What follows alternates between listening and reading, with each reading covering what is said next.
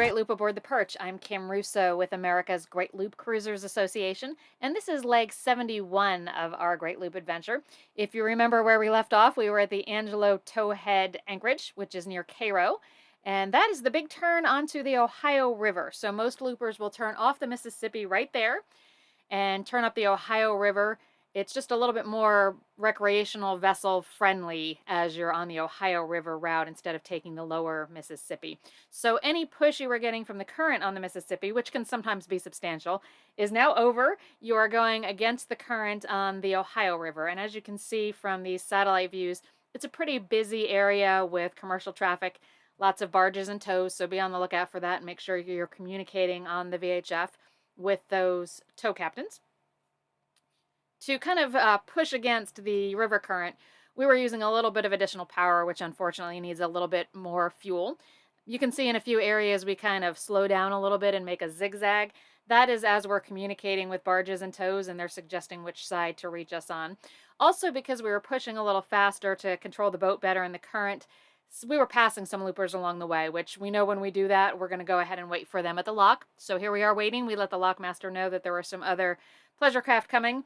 And when we knew they were close enough, he let us into the lock, and we were getting ready to lock through. This is the first lock we've been in along with some of the commercial vessels. And it's not really uncommon for, depending on the cargo, for them to let you in a lock with a tow with some barges. This is just the first time it happened to be the case with us. So this is the Olmsted Lock. This replaced the old locks 52 and 53, which always had some long delays. So this is one of the newer locks on the system.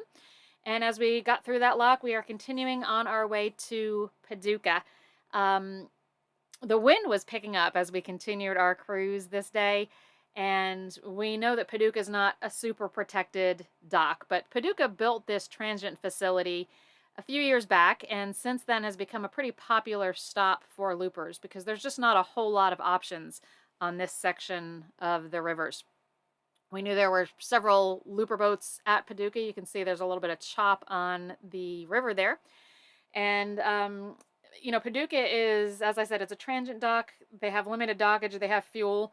But it's owned by the city, and their primary business at the city is not running a transient dock. So it can be a little challenging to get a hold of somebody for docking instructions or anything like that. We were thankful to be able to reach out to some of the other loopers on the dock, see what conditions were, see where there was space available on the dock, because it is kind of linear. It's not individual slips there. So given the wind conditions, given that there was another looper boat coming in shortly that was single-handing, we, in conjunction with the other loopers there, kind of arranged where we would go and pulled on into the inside of the dock where it's a little bit shallower. And we were kind of docking against the wind to allow the person who was coming in single-handed to have a little bit of an easier time of it. Was not our prettiest docking, but thanks to some help from our friends, we docked safely there at Paducah, where we would spend a couple of days. So I'll be doing a Great Loop lifestyle video shortly about Paducah. Unfortunately, I don't have a Nebo log to show you for this leg. Had a little glitch with our Nebo link, that is the device on the boat that helps generate those logs. So hopefully we'll be able to bring those back shortly. But that is leg 71. We'll look forward to seeing you again soon. Thanks for watching.